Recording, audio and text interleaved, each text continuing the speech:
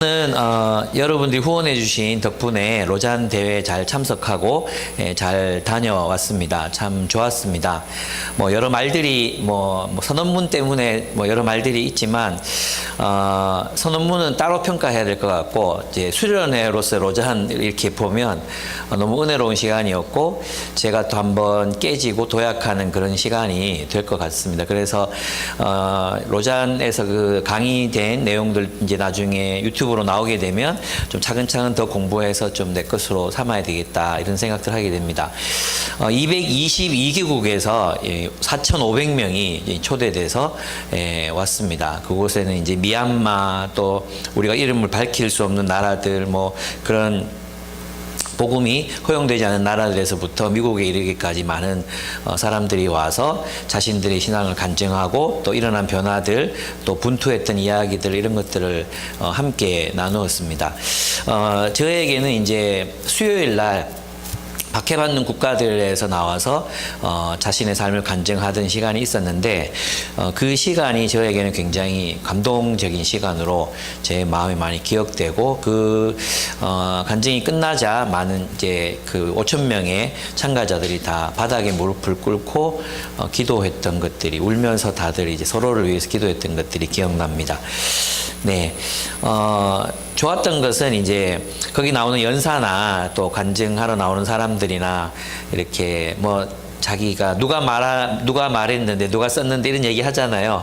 그러면 존 스토트 나오고 또 르네 바디아 나오고 또 볼프 이렇게 우리가 필독서로 읽었던 책의 사람들이 이렇게 지구 반대편에서도 우리랑 똑같은 책을 읽고 똑같은 생각을 하는 사람들이 저기도 있구나 하는 게 굉장히 저는 마음에 큰 위로가 됐던 것 같아요. 그리고 테이블마다 이제 정말 선교를 위해서 서로 이야기 나누고 어떻게 복음 전하는 삶에 대해서 얘기 나눌 때 정말 진실하게 그리스도를 따르는 사람들의 모습 진짜인 사람들이 정말로 많았구나 그런 것들을 느끼면서 큰 위로가 되고 또 힘이 되는 그런 시간이었습니다.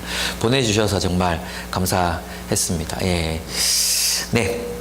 오늘은 이제 바로 그 믿음 때문에 고난을 받고 있는 이제 히브리서의 독자들을 향한 이제 히브리서 기자의 권면이 이어지고 있습니다. 그 전까지는 이제 신학에 대한 이야기였다면 이제부터는 그 신학에 따라서 어떻게 삶을 살 것인가, 예수 그리스도가 완전한 희생제물이시고 영원한 대제사장이시라면 그럼 우리는 어떤 삶을 살아야 되는가에 대한 이야기가 이제 10장 19절부터 마지막 장까지 이제 펼쳐지고 있습니다. 오늘 본문은 약 이제 3가지 내용 정도로 나눌 수 있는데, 저는 이제 첫 번째 본문은 19절에서 22절까지 그리스도로 인하여 살아라. 그리스도 때문에 살라. 그리스도가 여러분의 삶에 어떤 근원 또 동기가 되게 하라. 이런 내용으로 좀 봤고요. 그 다음에 두 번째 단락은 그리스도를 떠나지 말라는 이제 간곡한 부탁, 협박조의 부탁이 나오고요. 그 다음에 마지막 단락에 그리스도와 함께 고난을 받는 삶을 살라는 내용으로 저는 나누어 보았습니다.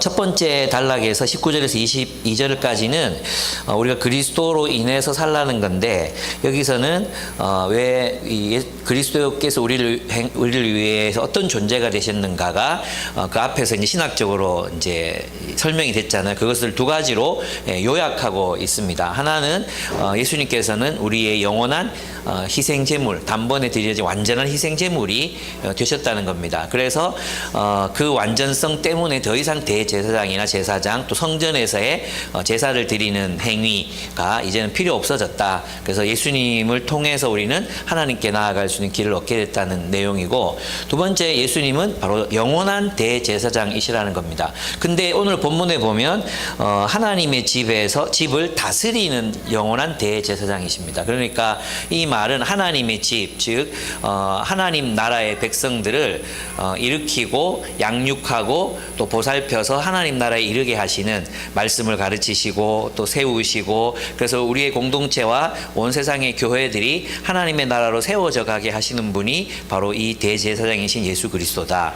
그러니까 우리가 믿고 있는 약속, 우리가 믿고 있는 하나님 나라에 대한 약속을 반드시 그분께서 그분의 능력으로, 그분의 힘으로 성취하실 것이라는 것을 믿을 수 있다는 내용이 이 두 가지 예수님의 모습에서, 예수님의 존재적인 그런 모습에서 우리가 알 수 있는 내용들이라고 할 수 있습니다.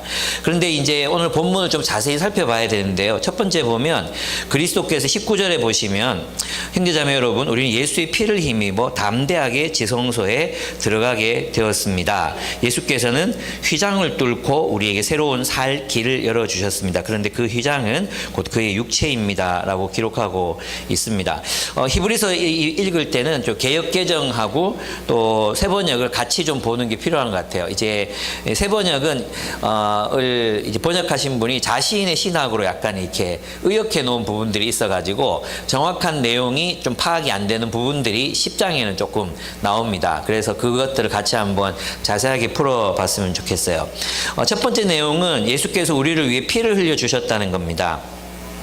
그래서 우리는 예수 그리스도의 육체적인 죽음, 그 십자가의 죽음으로 인해 담대하게 이제는 지성소로 나아갈 수 있게 되었다는 거죠. 이 지성소는 하나님이 거하시는 상징적인 장소였습니다. 그러니까 이제는 예수 그리스도를 통해, 그전에는 사람들이 이제 제사장을 통해서 하나님을 만나고 제사장을 통해서 나아가야 했었는데, 이제는 그것이 필요 없이 예수께서 친히 십자가에서 죽으심으로 우리가 하나님과 직접 교제하고 주님 하나님께 나아갈 수 있는 그런 권리를 얻게, 그런 어떤 가능성을 얻게 되었다는 것입니다. 예수님은 바로 위로부터 찢어진 휘장이십니다. 그분의 죽음은 바로 휘장을 뚫어버리셨듯이, 휘장을 위에서부터 아래로 찢어버리셨듯이 그의 죽음은 우리와 하나님 사이에 막혀있던 장막을 찢으신 것처럼 그분의 찢겨진 육체는 우리를 위한 새롭고도 살아있는 길이 되셨다는 것이죠. 그렇습니다. 그렇다면 이것이 우리에게 말씀해 주는 의미하는 바가 무엇이겠습니까? 하나님께서는 우리와 만나기를 정말 간절히 원하신다는 겁니다. 그죠? 주님께서는 우리와 만나고 교제하시기 위해서 뭘 하셨습니까? 예수 그리스도를 십자가에 매달아 죽이셨습니다. 죽기까지 하셨습니다. 그런데 우리는 그분과의 만남과 교제를 그렇게 가치 있게 잘 여기지 않습니다. 주님을 만나는 것을 정말 귀하게, 하나님을 만날 수 있게 된 이 사실에 대해서 우리는 정말 귀하게 그 사실을, 하나님과 교제할 수 있게 된 이 사실을 정말 소중하게 그렇게 잘 여기지 않습니다. 어쩌면 우리는 하나님의 의도를 무시하고 있는 중인지도 모릅니다. 그래서 우리가 이 사실을 기억하고 주님께서 십자가의 죽음으로 열어놓으신 이 길을 통해서 하나님께 나아가기를 힘쓰고 애쓰는 우리가 됐으면 좋겠어요. 그래서 BSM도 좀 열심히 하고, 큐티가 안 되면 매일 성경 사서 좀 열심히 하시고, 저녁에는 또 기도하시고, 주님을 만나고 주님께 나아가는 그런 삶을 우리가 살아갔으면 좋겠어요. 그 길을 여시기 위해서 하나님이 약속하셨고, 수많은 선지자들 보내시고, 이스라엘을 또 이렇게 인도하시고, 결국은 그분을 보내시잖아요. 이것이 우리에게 주어진 특권인데, 우리는 이것이 너무나도 공기처럼, 물처럼, 너무나 당연한 것처럼 여기기 때문에 하나님과의 교제를 우리가 등한히 하고 있지는 않은가, 그분과의 만남의 시간을 정말 소중히 여기고 있는가, 이렇게 생각해 볼 필요가 있습니다. 여러분, 사랑하는 사람과의 교제, 사랑하는 사람과 데이트할 때 누가 좀 늦고 하면 화가 나고 막 그렇잖아요. 이 사람이 나를 소중히 여기나, 이 사람이 나를 정말 귀중하게 여기나, 뭐 데이트하는데 1시간씩 막 늦게 와, 맨날 그래. 그러면 여러분 마음이 어떻겠어요? 속상할 것 같거든요. 그런데 우리 하나님께서 진짜 우리를 위해서 정말 자신의 가장 소중한 것들을 소중하신 그 생명을 우리를 위해 내어주셨음에도 불구하고 우리가 만나기를 그렇게 갈망하고 계시는데, 우리가 정말 주님과의 교제의 시간을 귀하게 여기는지, 그분과의 만남을 귀하게 여기고 있는지 우리 자신을 한번 돌아봤으면 좋겠다는 생각을 했습니다. 어쨌든 그렇습니다. 근데 두 번째 보면, 이제 예수님이 십자가에서 죽으심으로 흘리신 그 피, 그것이 우리에게 길이 된다고 이제 얘기하고 있잖아요. 여기 보면 새로운 살 길을 열어주셨습니다. 그러니까 이 새로운 살 길 이러니까 죽지 않고 살 길을 말하는 건지 어떤 길인지가 이제 분명하게 나오지 않잖아요. 근데 이제 영어 성경으로 보면 the living way예요. the living way. 살아있는 길이라는 뜻입니다. 그러면 여러분이 길이라는 이미지를 한번 떠올려 보시면 우리는 길을 통해서 목적지에 가잖아요. 그죠? 그러니까 예수님을 통해서, 예수님이 십자가의 죽음을 통해서 하나님을 만난다, 혹은 하나님께로 나아가는 구원의 길을 얻었다. 그래서 우리가 하나님과 교제할 수 있고 하나님께 받아들여지고 하나님의 나라를 유업으로 얻을 수 있는 그런 뭐라 그러죠? 그런 어떤 자원을 우리가 가지게 됐다. 그 길이 되셨다, 예수님께서.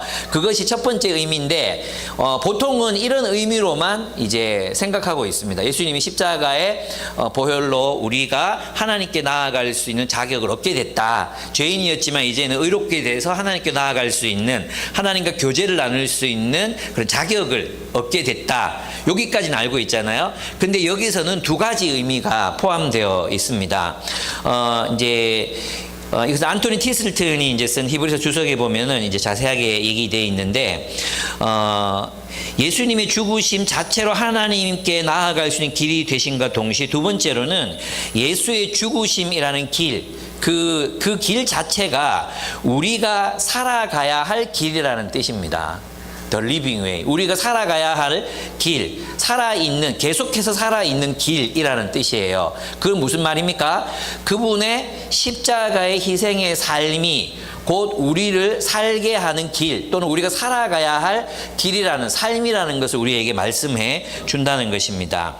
그래서 이제 10장입니까 9장입니까 거기에 보면 그는 우리의 선구자로서 십자가의 지성소로 들어가셨다. 십자가의 죽으심으로 지성소로 들어가셨다 했잖아요. 그것은 곧 우리의 삶이 십자가를 지는 삶, 희생적인 삶, 예수님이 사셨던 그 십자가의 길을 따라서 지성소로 나아간다는 걸 말해요. 그래서 그것은 구원의 완성이기도 하죠. 어떤 의미에서 구원의 완성이냐 하면 이제 최근에 이제 IBP에서 십자가 형태의 하나님의 삶이라는 책이 나왔어요. 정확한 제목은 잘 모르겠어요. 어쨌든 십자가 형태의 하나님의 삶이라는 제목의 책이거든요. 이제 이것을 이제 바울 서신이 말하는 그 하나님 같은 삶, 하나님을 닮은 삶, 동방정교회에서는, 우리는 이제 개신교에서는 성화라고 부르죠.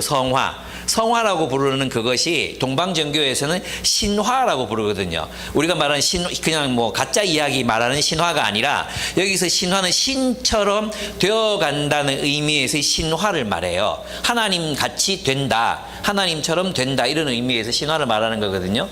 그러면 그 구원이 이루어지는 길, 하나님께로 나아가고 하나님을 향해 나아가는 길을 위해서 우리가 걸어가야 할 길은 뭐라는 겁니까? 바로 십자가의 길이다. 그 십자가의 길이 더 리빙 웨이라는 겁니다. 그래서 이게 예수님께로 나아가는, 예수님은 이 두 가지 의미에서, 하나는 우리를 거룩하다, 우리를 의롭다 하셔서 하나님께 나아갈 자격을 주셨다는 의미도 있지만, 또 한편의 의미로는 그 길을 끊임없이 우리가 따라가야 한다는 의미로도 이 본문을 해석할 수 있습니다. 그것은 이제 더 핏부림이라는 22절에서 더 명확해지는데요. 그것들을 한번 보도록 하겠습니다. 근데 그 전에 이제 이 십자가의 희생이 어떻게 우리와 하나님 사이를 가로막고 있던 휘장을 찢어버리고 우리가 하나님께 나아가는 길이 될 수 있었는가를 좀 설명하도록 하겠습니다. 예수님의 십자가의 희생이 어떻게 우리와 하나님 사이를 가로막고 있던 휘장을 찢어버렸는가? 십자가의 희생은 이제 하나님의 정의와 또 용서를 동시에 실현시킨 장소가 바로 십자가입니다. 이번 로잔 대회 참석했을 때 이제 뭐 오전, 오후 시간, 저녁 시간에 다 세션들이 있거든요. 그래서 하루는 하회, 하루는 정의, 뭐 하루는 또 일터, 일터 선교, 또 하루는 또 뭐 한국 선교의 밤 이렇게 해가지고 이제 그 세션이 정해져 있었어요. 그런데 이제 그 한 세션에서 이제 화해가 주제였습니다. 화해가 주제여서 이제 그런 자신이 경험한 이제 용서 또 화해 이런 것들을 가지고 이제 앞에 나와서 패널들이 이제 토론, 이렇게 뭐라 그러죠, 톡쇼를 이제 하는 거예요. 사회적 질문하고 답변하고 이런 식으로 우리에게 비춰줬는데, 그때 한 자매가 이제 했던 이야기가 정말 제 가슴에 굉장히 깊이 와닿았어요. 그 얘기가 뭐냐 하면, 정의가 없는 용서는 공허하며 용서가 없는 정의는 잔인한 폭력에 그칠 뿐입니다 라는 얘기를 했어요. 물론 영어로. 예. 정의의 실현이 없는 용서, 정의의 실현이 없는 용서는 어떻게 되게 공허하다는 겁니다. 정의가 없는 용서, 그냥 용서해 줄게, 나 용서해 줄게. 그럼 그 과거가 바로 잡히지 않잖아요. 그죠? 그냥 그래 너 용서 받았어 이러면 그 과거가 바로 잡히지 않아요. 어그러진 것들이 수정되지 않거든요. 그래서 진정한 용서에는 반드시 정의가 요구된다고 얘기했어요. 그 이야기가 굉장히 제 마음에 깊이 와닿았어요. 그렇다, 결국 정의가 있어야 피해자가 회복되잖아요. 그죠? 정의의 실현이 없이는 피해자가 회복되지 않거든요. 그 피해자의 회복을 위해서 정의가 실현돼야 돼. 그런데 용서 없는 정의는 뭐예요? 크루얼하다. 용서 없는 정의는 잔인하다. 그것은 잔인한 폭력으로 그칠 뿐이라는 것이었습니다. 그러면 이제 하나님과 우리 사이가 이제 원고와 피고가 있잖아요. 하나님과 우리 사이의 피해자는 누구겠습니까? 하나님이십니다. 그러면 하나님을 위해 정의와 용서가 실현돼야 되는 거예요. 제 말이 이해됩니까? 여러분, 누가 피해자입니까? 인간과 하나님 사이에 하나님이 피해자입니다. 왜 그렇습니까? 우리는 하나님이 사랑하시는 모든 것을 파괴했습니다. 하나님이 사랑하시는 자녀들을 우리는 서로 미워했고, 하나님이 사랑하시는 자녀를 우리는 죽였고, 하나님이 사랑하는 자녀를 우리는 노예로 삼았고, 하나님이 사랑하는 자녀를 끝없이 차별했고, 하나님이 사랑하는 자녀를 지배하려고 그렇게 애를 썼습니다. 그것이 하나님을 떠난 인류가 만들어 갔던 역사였습니다. 우리와 하나님의 경우 피해자, 우리는 마치 우리가 일을 다 저질러 놓고, 우리가 다 잘못을 저질러 놓고 하나님 뭐 하시는데? 라고 묻습니다. 하나님이 살인을 했습니까? 하나님이 사람을 노예로 삼았습니까? 하나님이 전쟁을 일으켰습니까? 하나님이 자연을 파괴했습니까?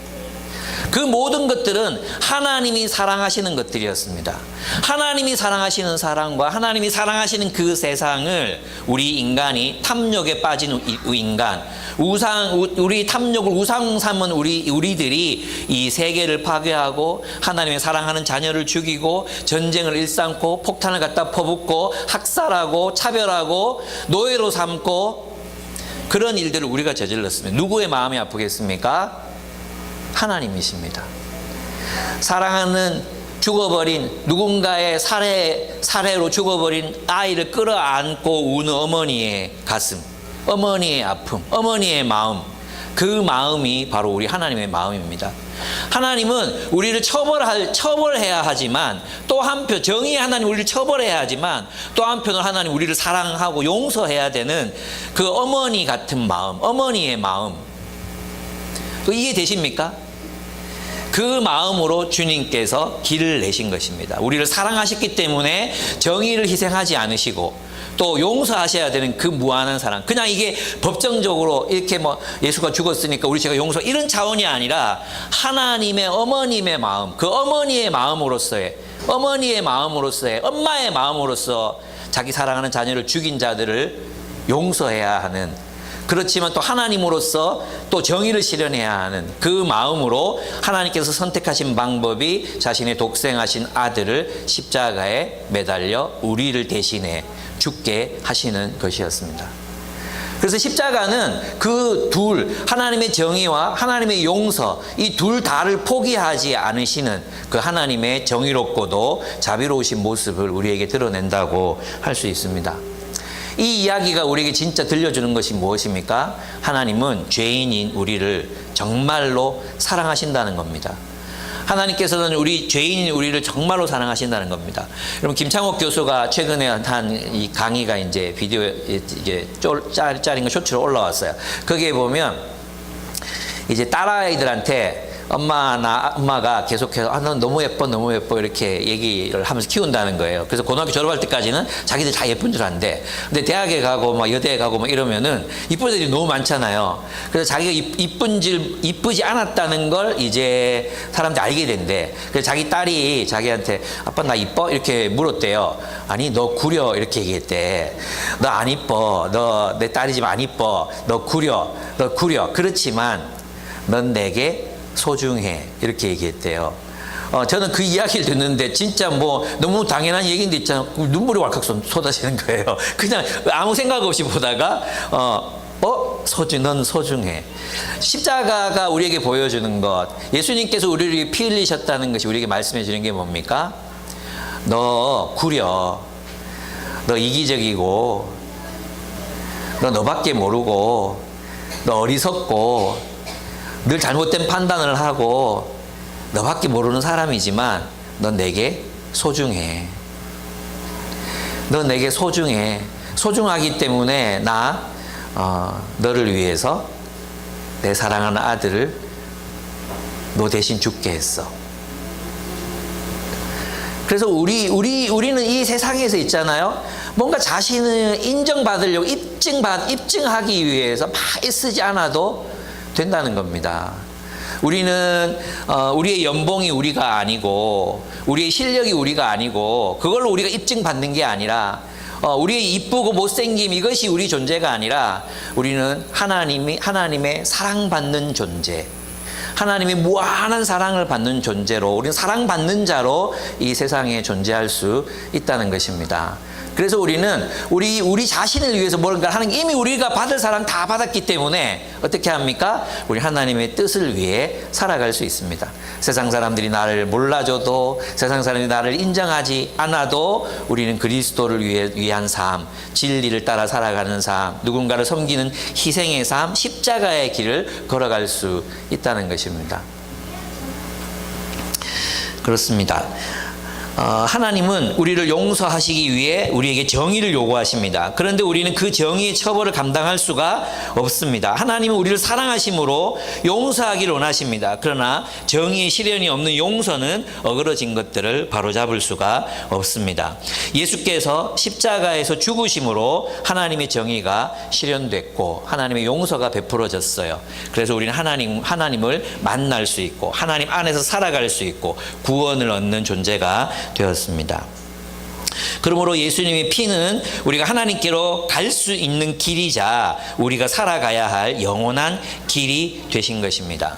하나님이 어떤 분이냐고 여러분이 누군가가 묻는다면 여러분 뭐라고 말씀하시겠습니까?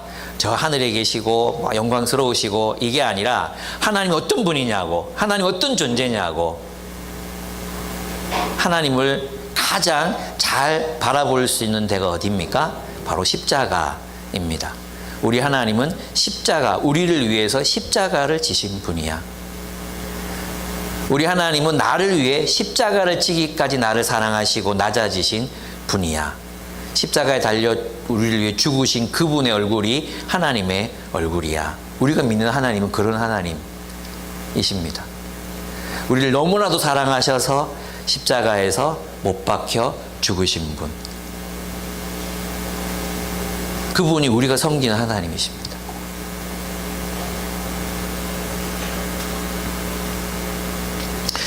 예수의 피는 우리를 씻기셔서 하나님께로 나아갈 수 있게 하십니다. 그러므로 우리는 담대하게 하나님 앞에 나아갈 수 있습니다. 하나님께 나아갈 자격을 얻었습니다. 또 예수의 피는 하나님의 길입니다. 그러므로 우리는 지금도 영원히 살아있는 그 길을 통해 하나님의 충만한 삶을 살아갈 수 있습니다. 그 길이 어떤 길이겠습니까? 결국 십자가에 달리신 예수의 십자가의 그 길이 우리를 위한 길, 영원히 살아있는 길, The Living Way, 바로 유일한 그 길이라면 우리가 걷는 길은 화해의 길이어야 하고, 우리가 걷는 길은 평화의 길이어야 하고, 우리가 걷는 길은 섬김과 희생의 길이어야 하고, 우리가 걷는 길은 정의의 길이어야 합니다. 그래서 결국 무엇을 만들어내야 합니까?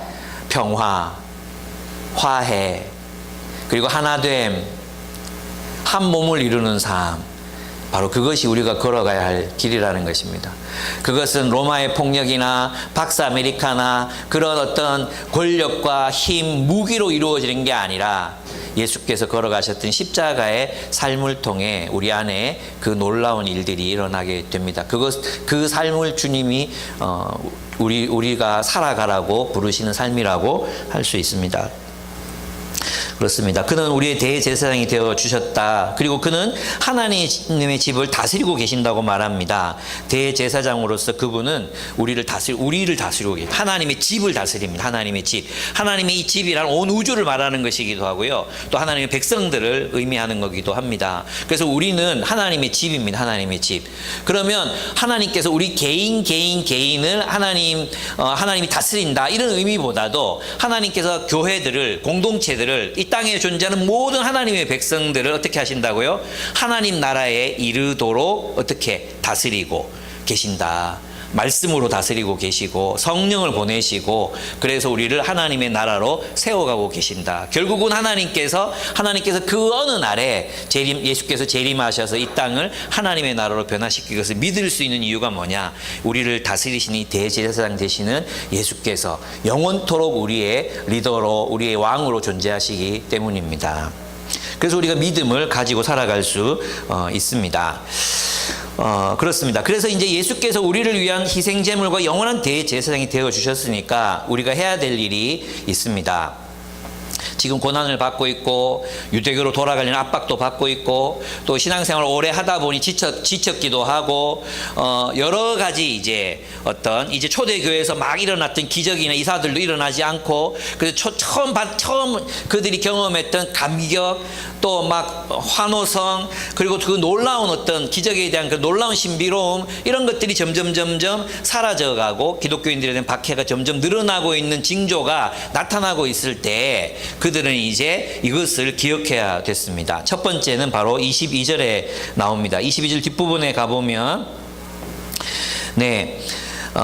첫 번째, 그러나 앞부분에 우리는 확고한 믿음을 가져야 한다고 말합니다. 확고한 믿음, 확신. 그 확신이 무엇에 대한 확신이겠습니까? 예수께서 그리스도라는 사실. 예수께서 하나님이 보내신 그리스도이시며 또 그분이 우리의 영원한 대제사장이시고 영원한 제물이 되셨다는 것을 확고한 믿음으로 가지고 가라는 겁니다. 두 번째는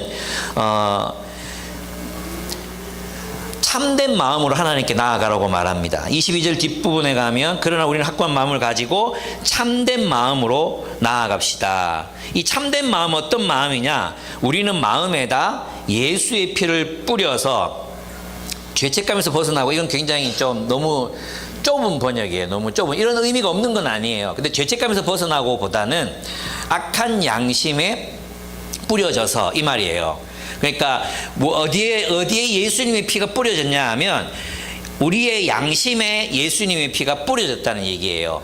그러니까 예수님의 피와 우리의 마음이 어떻게 됐어요? 연합됐다는 거예요. 결합됐다는 뜻이에요. 그래서 예수의 피로 말미암아 우리의 양심이 어떻게 됐어요? 변화된 거죠. 우리가 변화된 양심을 가졌어요. 그게 뭐냐 하면 우리 마음에 율법을 새겨 넣어주겠다. 예레미야 31장 31절의 예언이 바로 예수 그리스도의 보혈, 그 보혈이 우리 마음에 뿌려졌을 때 우리 어떤 존재가 돼요? 새로운 양심을 가진 존재가 된다는 거예요. 그 새로운 양심이 뭐겠어요? 바로 예수의 보혈로 뿌려졌으니까 예수님의 삶, 예수님의 죽음과 희생이 우리 마음에 뿌려지면 우리의 양심은 새로운 양심이 됩니다. 새로운 양심. 무슨 뜻인지 아시겠죠? 그 새로운 양심이 어떤 양심입니까? 예수의 길을 살고자 하는 그런 마음이죠. 그래서 있잖아요. 그리스도인들은 예수의 피가 뿌려진 마음을 가지고 있기 때문에 그 양심을 가지고 있기 때문에 참된 마음으로 하나님께 나아갈 수 있습니다. 그 참된 마음이란 바로 예수의 마음이고 예수께서 십자가를 지신 그 마음이고 그 예수께서 십자가의 보혈을 흘리신 그 마음으로 우리는 새 마음으로 살아갈 수 있게 된다는 것입니다. 그런데 있잖아, 이 십자가에 달리신 예수의 피를 만나지 못한 사람들, 그 피가 마음에 뿌려지지 않은 사람들은 결국 뭘로 살겠어요?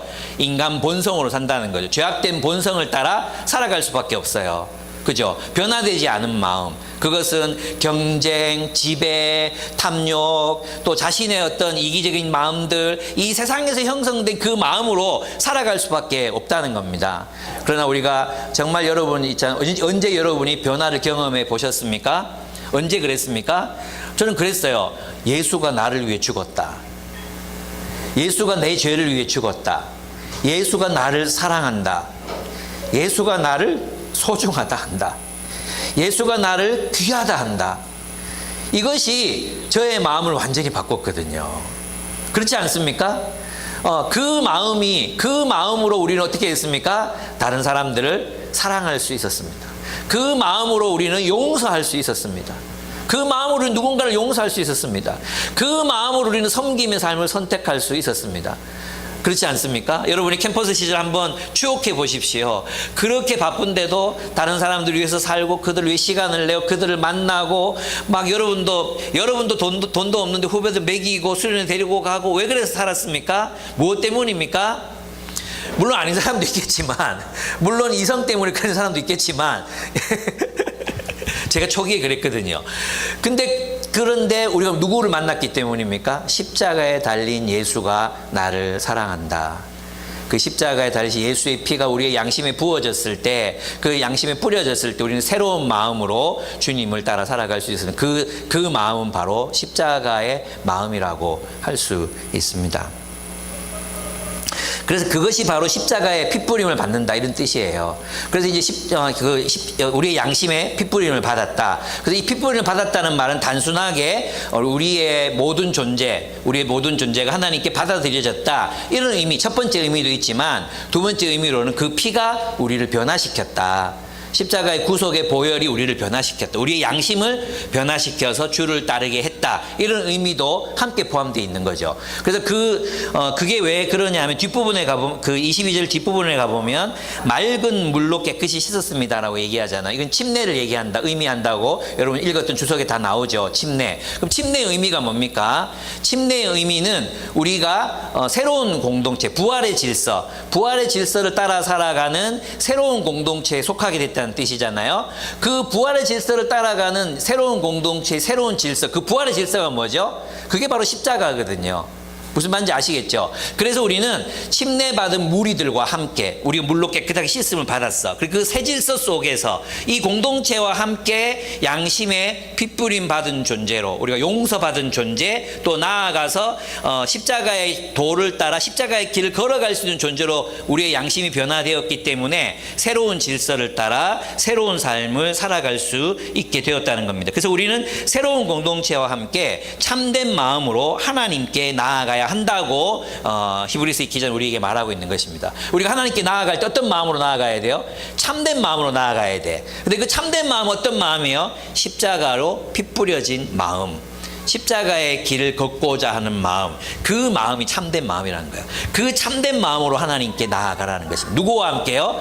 너희가 물로 깨끗이 씻음을 받았으니 그 침례받은 사람들과 함께 이제 그 정결한 길, 거룩한 길을 쫓기로 결단해라. 그 마음으로 나아가야 된다. 이렇게 이야기합니다.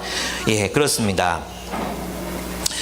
그것이 바로 양심의 핏부림을 받는다는 의미인데, 이는 예레미야서 31장 33절에 약속된 마음입니다. 그날에는, 그죠? 하나님께서 우리 마음의 율법을 새기셔서 우리를 그리스도의 하나님의 길을 걸을 수 있게 하신다 하셨잖아요. 그게 히브리서에서 계속 반복적으로 나오거든요. 그러니까 누가 이 구원의 길을 걸을 수 있는가? 누가 이 세상의 탐욕과 폭력의 길을 거부하고 그리스도의 십자가의 길을 걸을 수 있는가? 예수를 만난 사람. 어떤 예수? 십자가에 달리신 예수. 십자가에 달리셔서 우리 죄를 위해 죽으신 예수, 우리를 사랑하시는 예수를 만난 사람들이 바로 새 마음, 새 양심을 따라 새 길을 새 공동체와 함께 걸어갈 수 있다는 것입니다. 세 번째 우리가 해야 될 일은 바로 우리가 고백하는 신앙을, 소망을 단단히 붙들라고 말합니다. 23절, 또 우리에게 약속하신 분은 신실하시니 우리는 흔들리지 말고 우리가 고백하는 그 소망을 굳게 지킵시다. 우리가 고백하는 그 소망이 뭡니까? 하나님의 나라가 완성된다는 소망입니다.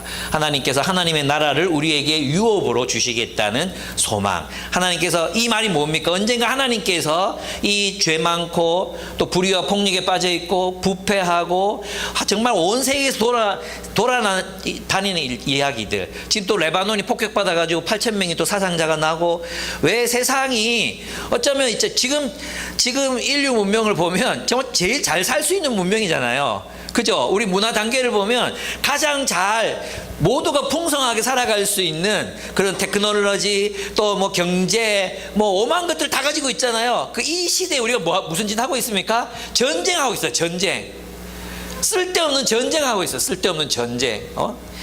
이런 것들이 정말 이런 세상 정말 그렇지 않습니까? 그러면 우리는 어떻습니까? 우리의 마음이 소망을 잃어버릴 수 있다는 거죠. 여러분, 우리 마음 속에는 어쩌면 무의식 속에 악이 승리할 거다.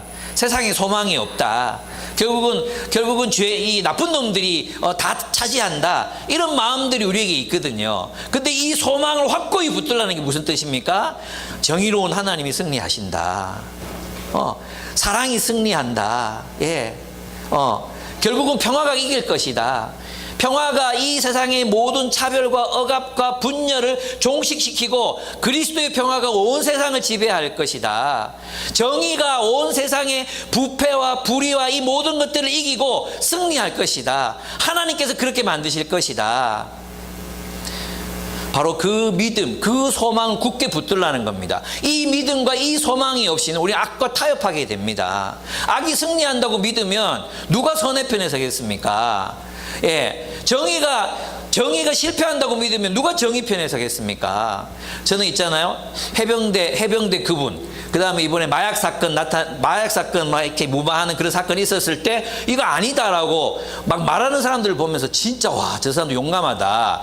저거 이제 그냥 저 사람도 인생이 끝날 수도 있는 거잖아요. 군인으로서 인생이 끝나고 경찰로서 인생이 끝날 수도 있는 건데, 나라면 저기에서 이거 저기서 얘기했다, 그때부터 달라졌다, 이런 얘기 할 수 없을 것 같아요, 저는. 그래서 정말 정의로운 사람들이 있구나. 하물며 우리 그리스도인들이 정의가 승리한다는 이 믿음, 하나님의 나라가 승리한다는 이 믿음을 우리가 갖지 못하면 우리가 모든 하는 일들은 다 의미가 없어질 수밖에 없잖아요. 그죠?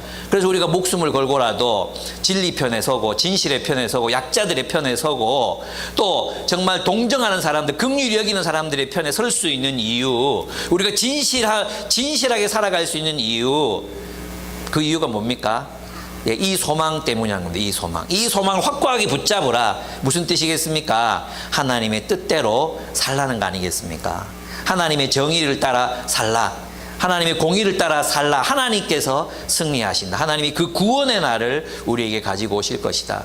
그래서 우리 그리스도인들은 바로 그런 삶을 살아가는 사람들이라는 것입니다. 소망을 확실하게 붙들고 그 소망이 의미하는 바를 그 하늘에서 이루어진 그 일이 땅에서도 이루어질 걸 기대하면서 이 땅에서 하늘의 삶을 살아가는 사람들. 우리가 먹고 사는 일에 그냥 목숨을 거는 것이 아니라 주의 나라와 그 의를 구하는 사람들. 저는 이번에 가서 그런 사람들을 좀 많이 만나봤던 것 같아요.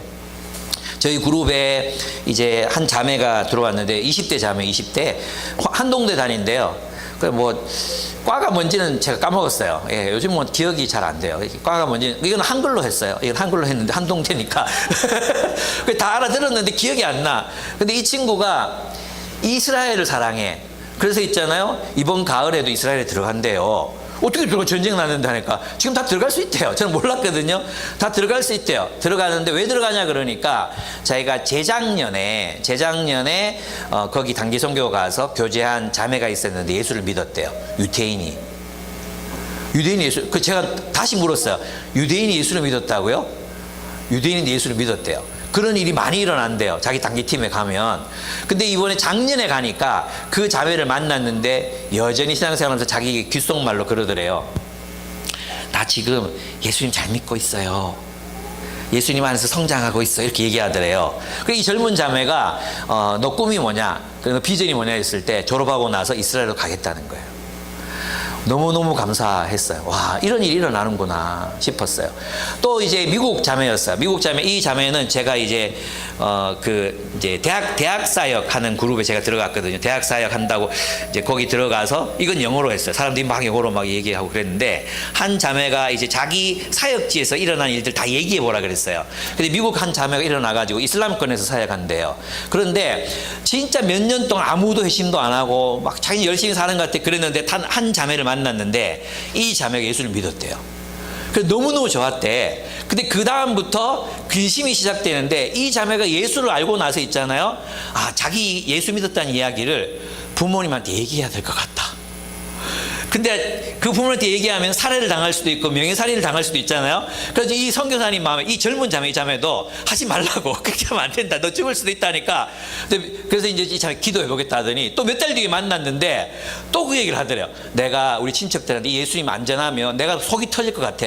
그럼 나 죽어도 좋아. 얘기할 거야. 라고 얘기하더래요. 그래서 이 자매가 막 근심이 시작된 근심이 예수 믿는 사람이 안 나올 때는 한 명이라도 예수 믿었으면 좋겠다 했는데 한 명이 예수 믿으니까 이 사람 어떻게 할지 모르니까 어떻게 될지 모르니까 이해되시죠? 그래서 막 열심히 기도했대요. 그때 만나서 얘기했는데 안 하는 게 좋겠다고 내가 할 테니까 너 하지 마라 그랬는데 이 복음을 들었던 자매가 이걸 견딜 수 없어가지고 자기 사촌 언니한테 얘기를 했대요. 사촌 언니가 또 예수를 믿었대. 예, 이런 일들이 일어나는 걸 봤어요. 그리고 삶을 거기 헌신하는 것들을 봤어요. 어떤 소망 때문에 이렇게 되는가? 왜 사람들이 이 일에 헌신하는가? 정말 참 온 세상에서 정말 예수님 사랑하는 사람들이 정말 많구나. 또 저희 그룹에 들어왔던 한 40대 목회자는 그랬어요. 자기는 이제 하나님께 자신의 삶을 드리는 한국 사람이에요. 서울에 사역하는데 예수 안 믿는 사람들 그리고 다문화 가족들 위해서 일하는데 자기 주로 어떤 사람의 복음 전하느냐 하면 이제 이 문신하고 막 근육 이렇게 많은 그런 폭력배들 있잖아요. 이런 사람들에게 복음을 전하는데 그 친구들 많이 주님께로 돌아와서 자기 교회에 그런 사람들이 많대요. 그래서 다음 세대 이 사람들이 어떻게 사역할 것인가 나눔하기 위해서 왔는데 우리 그룹은 또 그런 색깔이 아니거든요. 그래가지고 한번 오더니 다른 사람 만나러 가긴 갔어. 어쨌든 참 세상에 대단한 사람들이 정말로 많구나라는 생각이 들었습니다. 우리가 이런 일을 하는 이유가 무엇입니까? 우리가 다음 세대를 만나고 멘토링을 하고 사람들을 만나고 사람을 가르치고 이렇게 살아가는 이유가 무엇입니까? 하나님이 승리하신다는 믿음 때문입니다. 하나님이 승리하신다는 믿음 때문에 우리가 살아가는 삶이 영원히 지속될 거라는 믿음, 결국 정의가 이길 것이라는 믿음, 그 믿음 때문에 우리는 이렇게 살아갈 수 있습니다. 악의 편에 서지 않고 타협하지 않고 진리와 정의 편에 서서 살아갈 수 있습니다. 우리가 그렇게 살았으면 좋겠습니다. 이것을 포기하지 않기를 바랍니다. 그렇습니다. 바로 하나님 나라가 완성된다는 하나님의 약속을 붙잡고 사는 삶. 그렇기 때문에 선교에도 헌신하고, 그렇기 때문에 이스라엘도 날아가고, 그렇기 때문에 다문화들을 위해서 자신의 삶을 다 들여서 섬기기도 하고, 그렇게 사는 것. 그것이 그리스도인의 삶이어야 한다는 것이죠. 예수께서 분명히 말씀하셨습니다. 먼저 그 나라와 그 의를 구하라. 예. 이 일은 우리가 꼭 선교사로 헌신해야지만 할 수 있는 일은 아닙니다. 이번에 로잔 대회에서 가장 많은 시간, 가장 많은 인원들이 시간을 보낸 것이 뭐냐 하면 워크플레이스 사역이었습니다. 일터에서 어떻게 그리스도를 전할 것인가. 이거는 있잖아요. 정말 수천 명이 모이는 강당에서 식사하자마자 계속해서 그 직장인들과 사업을 하는 사람들이 모여가지고 끊임없이 토의하고 과거에는 이 워크플레이스에서 일해서 복음을 전한다는 것이 사실은 있잖아요. 그냥 아이디어였는데 이제는 세계의 수많은 사람들이 자기 일터에서 어떻게 그리스도의 증인으로 살 것인가, 그것을 막 토론하고 진지하게 얘기 나누고 그 복도에 앉아가지고 막 얘기하고 이런 모습들을 보면 진짜 많이 감동이 있었던 것 같아요. 예, 여러분의 직장에서 어떻게 내가 그리스도의 현존으로 살아갈 것인가. 나는 하나님이 보내신 그리스도의 현존이다. 그리스도를 전시해야 될 사람이라는 마음으로 살아갈 것인가를 또 고민해 보는 그런 시간들이었던 것 같아요. 예, 여러분도 그렇게 되셨으면 좋겠습니다. 네 번째, 그 소망을 가진 사람들이 하는 일이 무엇입니까? 모입니다. 모여야 돼요. 예, 그냥 혼자서 우리가 살아갈 수 없습니다. 우리가 해야 될 일이 뭡니까? 오늘 이 본문을 보면 24절을 보시면, 그리고 서로 마음을 써서 사랑과 선한 일을 하도록 격려합시다. 어떤 사람들의 습관처럼 우리는 모이기를 그만하지 말고 서로 격려하여 그날이 가까워오는 것을 볼수록 더욱 힘써 모입시다. 라고 말합니다. 여러분, 왜 모입니까? 사랑과 선한 일을 격려하기 위해서 모입니다.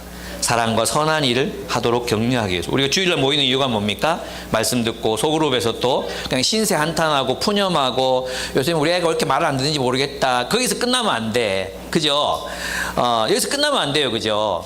어떻게 우리 아이를 하나님의 사람으로 잘 기를 수 있을지 격려하고 또 도전하고 사랑과 선한 일을 격려하도록. 우리 가운데 아직 멘토링 한 번도 못 해본 부분들이 있다면 네 멘토링 해라 이렇게 격려도 하고 또 선한 일을 하도록 의로운 일을 하도록 또 많은 직장에서 일어난 일들 고민이 되고 있는 사람들이 있다면 그런 사람들이 어떻게 하면 그러면 거기에서 그리스도께서 사신 것처럼 살 수 있는지 아이디어를 나누고 이런 것들이 우리가 이제 해야 되는 일이라는 거죠. 왜 모입니까? 바로 사랑과 선행을 격려하기 위해서 모입니다. 그냥 푸념하기 위해서 모이는 게 아닙니다. 우리 뭐 한풀이 하려고 모이는 것도 아닙니다. 공감적 대화를 하려고 모이는 것도 아닙니다. 사실은 어떤 일을 하기 위해서요? 사랑과 선행을 격려하기 위해서 모입니다. 여러분의 소그룹이 여러분의 숲모임이 그런 모임이 되고 있는지를 한번 돌아보셨으면 좋겠습니다. 그렇습니다. 이들은 왜 히브리서의 기자는 이 사람들에게 이렇게 말할 수밖에 없었을까요? 모이라고 할까요? 그 이유는 뭐냐면 그들 가운데 모임을 포기하는 사람들이 나타나고 있었기 때문이었습니다. 아마도 계속되는 유대교의 회유 그리고 핍박에 모이기를 포기했을 가능성이 있습니다. 톰 나이트는 그렇게 보는데 함께 모이면 자주 모이면 발각되는 일이 일어날 수 있잖아요. 발각이 되면 또 감옥에 가고 오늘 본문에 보면 비천하는 데 처하게 되고 모욕당하게 되고 재산도 뺏기게 돼요. 그죠? 그러니까 그것 피하기 위해서 우리 모이지 말자. 그냥 뭐 하나님 혼자 믿으면 되지. 이렇게 됐을 가능성이 굉장히 높다고 이야기합니다. 또 한편으로는 그 당시 영지주의라는 개인주의적인 그 문화에 영향을 받아서 사람들이 그저 나 혼자 예수님 잘 믿으면 되지. 이렇게 생각했을 가능성도 있다고 말합니다. 어쨌든 이유는 잘 모릅니다.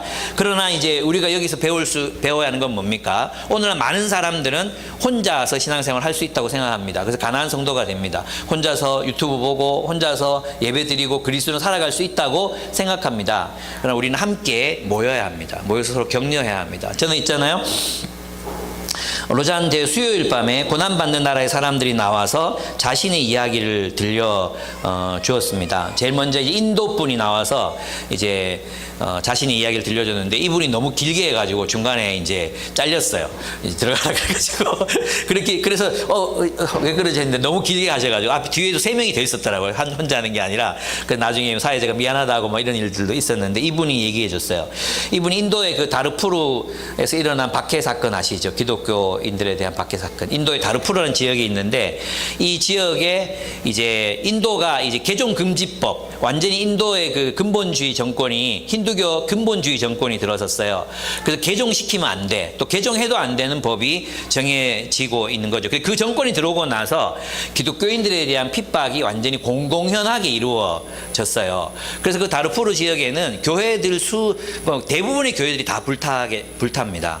그리고 막 사람을 죽이고 공격하니까 그 인도에 같이 살던 그리스도인들이 산으로 도망을 가요. 도망을 가서 기도하고 서로 격려하고 믿음을 격려하고 이제 다시 내려와 보니까 집이 다 불타고 없어요. 안에 있었던 재산, 기물 이런 걸 다 약탈당하고 아무것도 없는 거예요. 그래서 망연자실하게 앉아 있을 수밖에 없었던 그런 이야기를 들려주었습니다. 그런데 놀랍게도 그 박해가 일어난 지역에서 도대체 기독교가 뭐냐는 질문들이 생기기 시작했대요.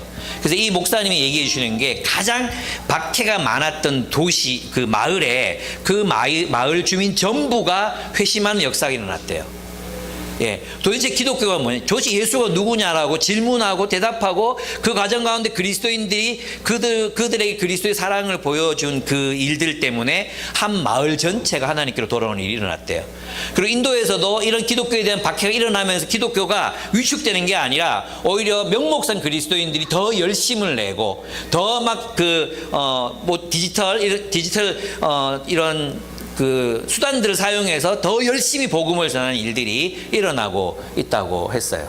저는 너무나도 감동적이었습니다.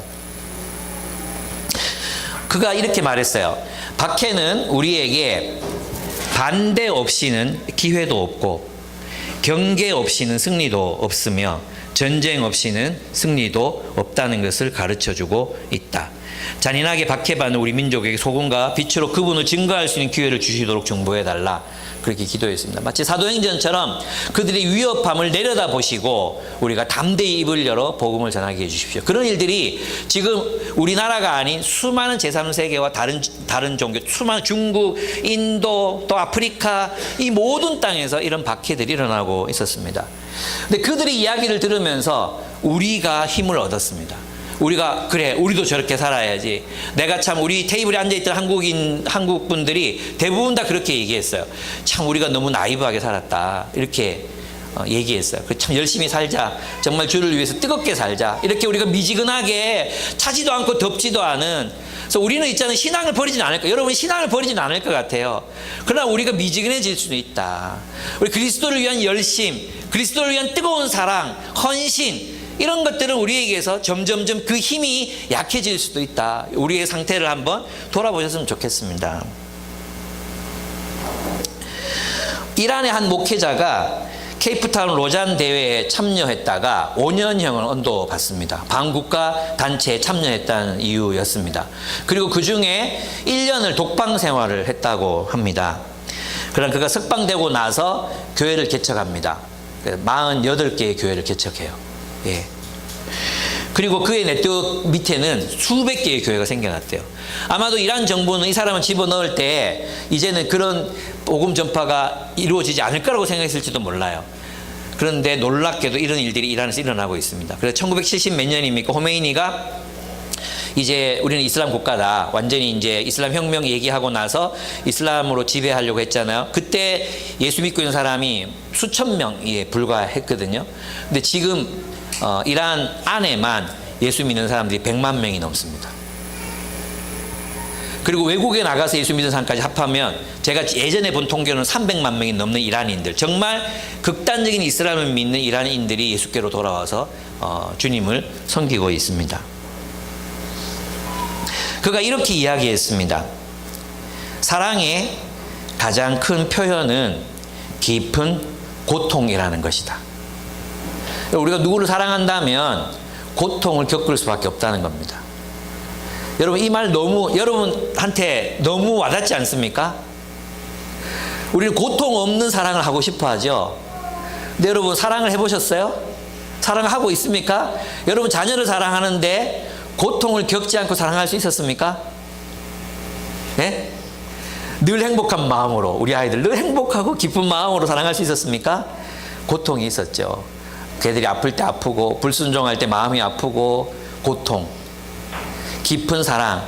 그 우리의 사랑이 깊다는 것은 그 고통을 감내할, 얼마나 그 고통을 감내하는가에 우리의 사랑의 깊이가 달려 있다는 겁니다. 그렇습니다. 누군가를 얼마나 깊이 사랑하고 있는지 확인하려면 그 사람을 위해 얼마나 고통받을 준비가 되어 있는지 확인해야 한다는 뜻이다라고 얘기했습니다. 우리가 그리스도를 사랑한다면 우리가 정말 그분이 한 얘기입니다. 우리가 그리스도를 사랑한다면 그리스도를 위해서 얼마나 고통을 감내할 준비가 되어 있는가. 얼마나 우리가 그 고통에도 불구하고 그 5년 동안의 감옥살이에도 불구하고 그리스도에 대한 사랑이 식지 않은 것. 내가 그리스도를 사랑합니다. 내가 그리스도를 사랑합니다. 우리는 고통을 피해서 사랑하고 싶어 합니다. 불가능합니다. 사랑한다면 고통은 필수적일 수밖에 없습니다. 그것이 바로 예수님이 십자가가 우리에게 보여준 하나님의 사랑의 표현이었습니다. 십자가는 하나님의 사랑의 표현입니다. 십자가는 고통을 겪으시며 우리를 사랑하신 하나님의 마음의 표현입니다. 내가 너희를 사랑하는데 이렇게 아프다. 내가 너희를 사랑하는데 이렇게 고통스러웠다. 그러니 너희도 고통스럽다고 도망가지 마라. 사랑하는 게 힘들다고 도망가지 마라. 그 고통을 끌어안고 사랑해라. 너희의 사랑, 나에 대한 사랑을 입증해라. 증명해 보여라. 오늘 많은 우리 시대의 문화, 우리 시대의 문명이라는 게 고통을 피하고 싶어 합니다. 그래서 많은 사람들이 왜 유튜브로 도망가고 쇼츠로 도망가고 왜 게임으로 도망갑니까? 현실의 고통을 견딜 수 없기 때문입니다. 현실에서 당하는 이 인간관계의 고통, 또 삶의 현실의 이 고통을 견딜 수 없기 때문에 다 디지털 세계로 도망가는 겁니다. 다 도망가요. 거긴 고통이 없거든요. 우리도 게임할 때 뭐 사람 죽이고 몇 번, 수천 번을 죽어도 또 살아나요. 아프지 않아요. 예. 거기서 죽는다고 내가 진짜 죽는 것도 아니에요.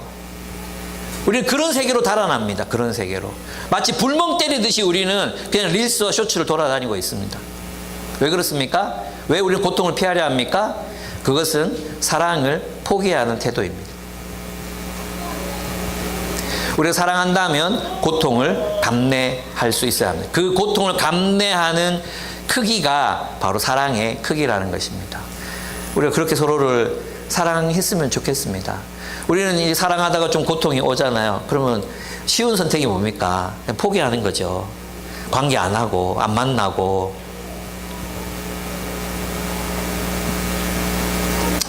아프리카에 보코하람이 있습니다. 보코하람 아시죠? 이 나쁜 새끼들 진짜 나쁜 놈들입니다. 이 이슬람이 나이지리아의 교회들을 습격합니다. 젊은 여자들 납치해 가요. 근데 그 납치당했던 여성 2분이 나와서 간증을 했어요. 근데 한 명이 한 번만 잡혀가는 게 아니에요. 자기는 두 번 잡혀갔는데 3번 잡혀간 사람도 있대요. 또 탈출하고 그러는데 또 잡혀가고. 그래서 거기서 이제 막 결혼시키거든요. 이슬람은 몇 명씩 결혼할 수 있으니까 결혼시키거나 아니면 어떤 성노예로 삼거나 막 이렇게 한단 말이에요. 너무 슬프잖아요. 그것도 기독교인들만 잡아가지고 자기들 개종시킨다는 이유로 그렇게 하는 거예요. 근데 한 분이 나와서 이제 그들을 구출하는 사역을 하는 분이 나오셨어요. 나와가지고 일어났던 일들에 대해서 얘기하는데 한 자매가 잡혀갔대요. 근데 거기서 자녀 3을 낳았대요. 근데 그곳에서 예수님의 증인이 돼서 비밀리에 성경 공부 그룹을 몇 그룹이나 인도하고 아무도 예수를 믿지 않는 그 보코하람의 땅에서 예수가 증언되고 있다고. 자기를 위해 기도해달라고. 저는 소름이 끼쳐가지고 있잖아요. 우리는 그렇게 잡혀가면 진짜 요셉이잖아요. 요셉. 그렇게 잡혀가면 인생 끝났다고 생각하고 하나님 원망하고 그럴 것 같은데 소망을 갖고 기도하고 거기에서 할 일을 찾고 거기가 최후의 마지막이 아니라고 믿고 또 거기서 또 최선을 다하는 그런 그들의 모습. 그리고 그 이란 5년 동안 이제 1년 독방 생활하고 5년 갇혔던 그분이 나와서 이제 설교를 하는 데 있잖아요. 진짜 그늘이 하나도 없어요. 그늘이. 얼굴에 그늘이 하나도 없어요. 농담으로 시작해가지고 얼마나 사람 청중들을 막 웃기는지 그러면서 있잖아. 진짜 막 밝은 에너지가 그 5,000명이 가득한 엑스코 그 강당에 가득 찼어요. 이건 모두가 다 얘기하는 거예요. 그 다음에 나온 자매분은 더 했어요. 에너지가 막 넘치다 못해 천장을 뚫을 것 같아요. 그래서 그분의 간증을 들으면서 있잖아요. 우리 자매가 우리 같이 테이블에 한 자매가 있었는데 이 자매가 공부를 이제 부경대 나와가지고 한동대 나왔다가 미국 가서 공부하고 장신대 지금 퓰로 공부하고 있는 그런 자매. 처음에 나타나는데 정말 시크해.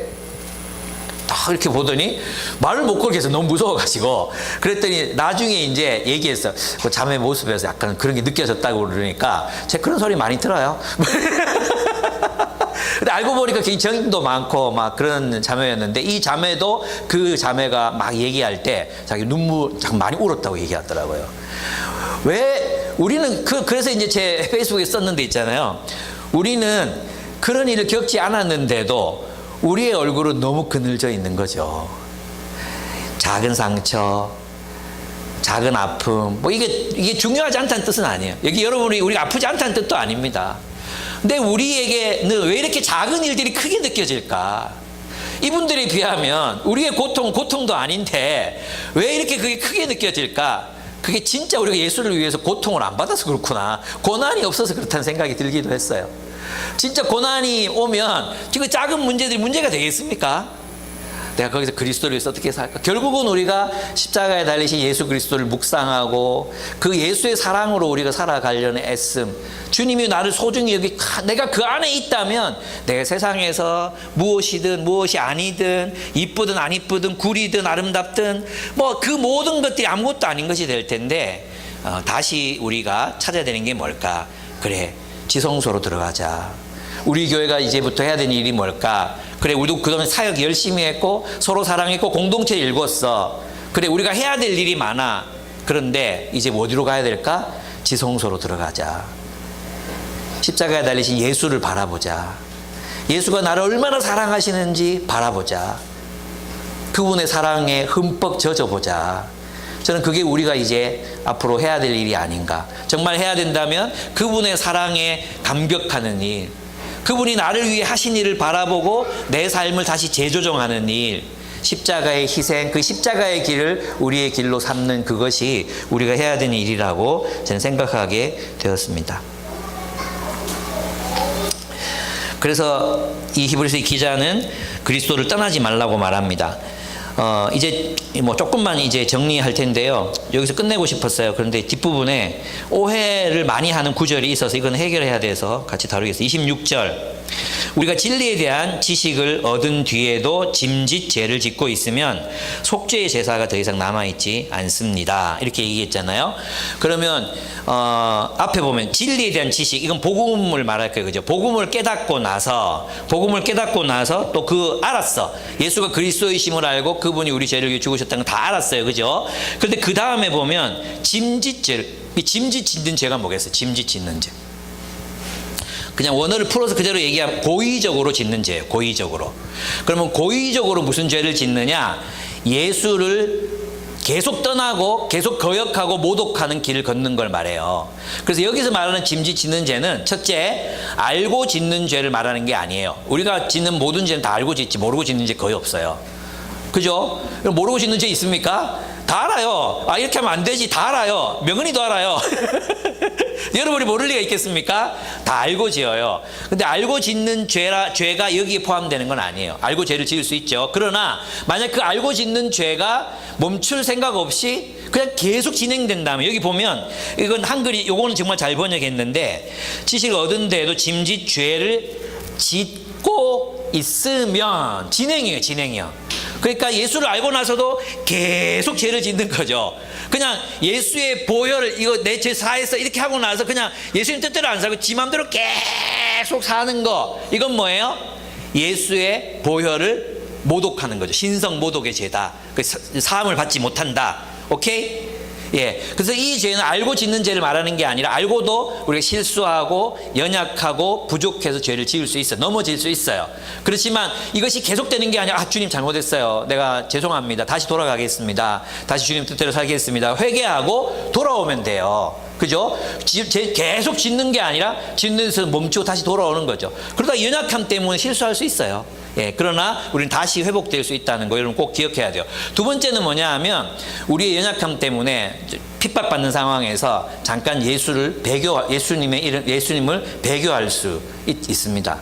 예를 들면, 여러분 앤도 슈사코가 쓴 침묵에 보면 거기에 이제 일본군이 와가지고 그리스도인들에게 일본어로 이름이 있는데 이걸 밟고 지나가라 그럽니다. 예수님의 형상이 부조가 된 이런 조각입니다. 이 조각을 가지고 이제 기도도 하고 뭐 그랬던 성상이거든요.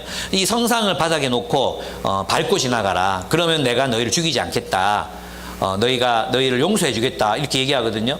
그런데 이제 많은 사람들이 막 이렇게, 망설이고 있을 때, 이들을 담당했던 신부가 밟고 지나가라 그래요.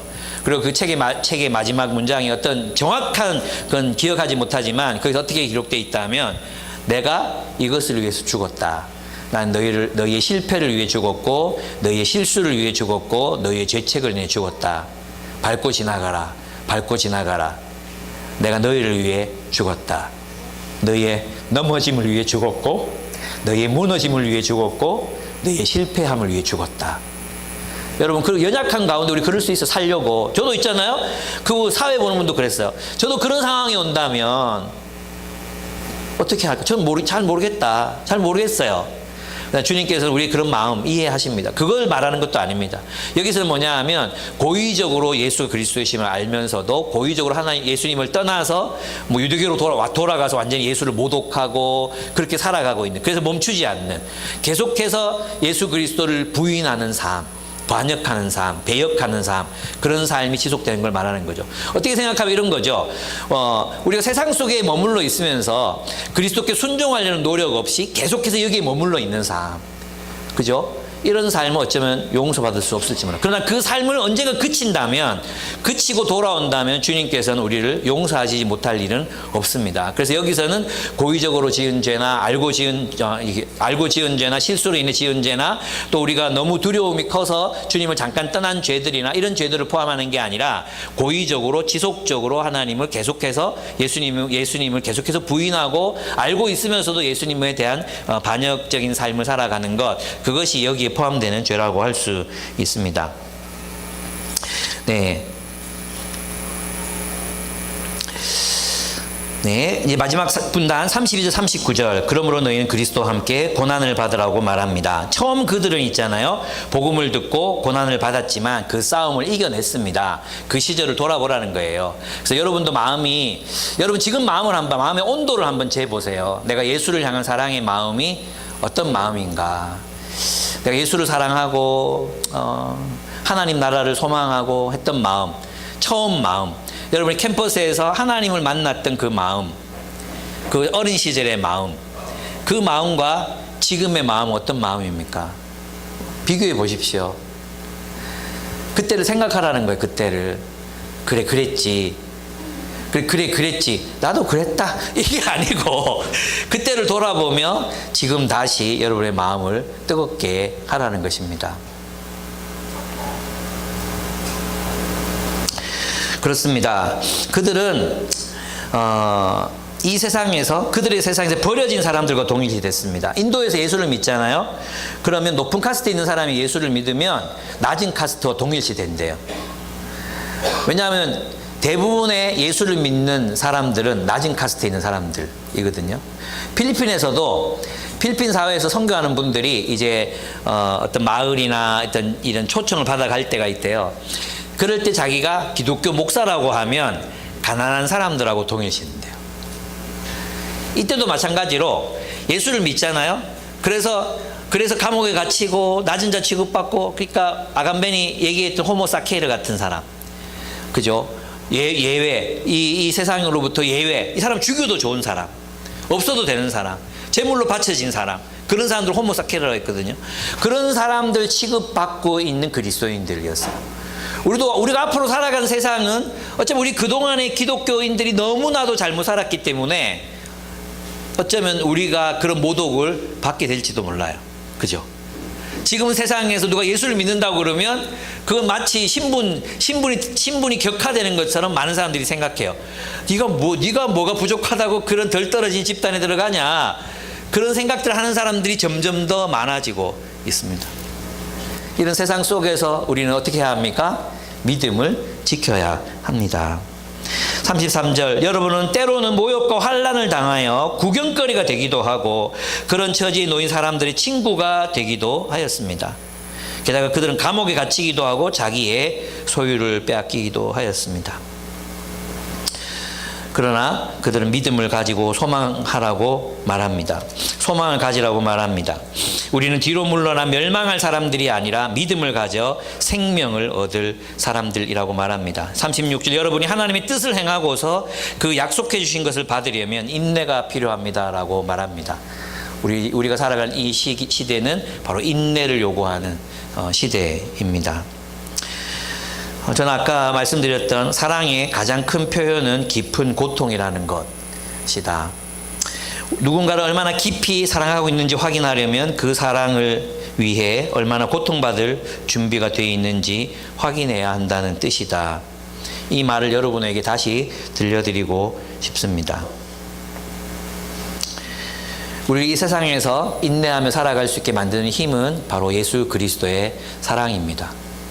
그 사랑 안에 머물고 그 사랑을 누리고 그 사랑 안에 감동하는 삶, 예수 그리스도의 피가, 예수 그리스도의 보혈이 여러분의 양심에 뿌려져서 새로운 마음으로 십자가의 삶을 선택하시는 여러분의 삶이 되기를 축복합니다.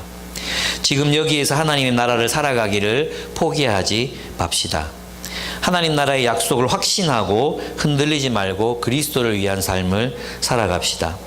이 삶은 결코 허무하지 않을 것입니다. 하나님이 약속하신 하나님의 나라를 받으려면 바로 이 고통을 감내하는 인내가 필요합니다. 인내란 하나님의 나라를 포기하지 않고 믿음으로 사는 것입니다.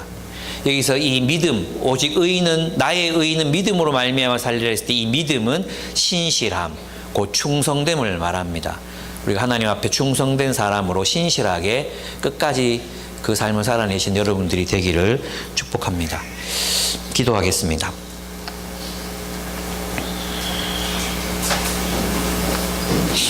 먼저는 우리의 마음속에 있는 온도, 내가 예수를 얼마나 사랑하고 있나.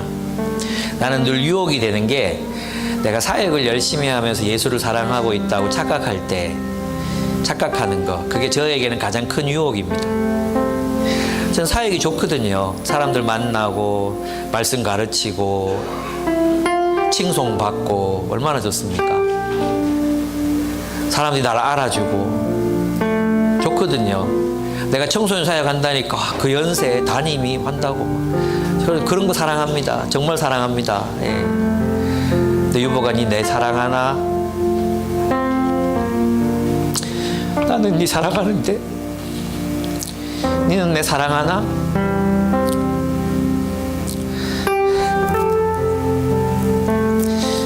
나는 니를 사랑하는데 니는 내 사랑하나?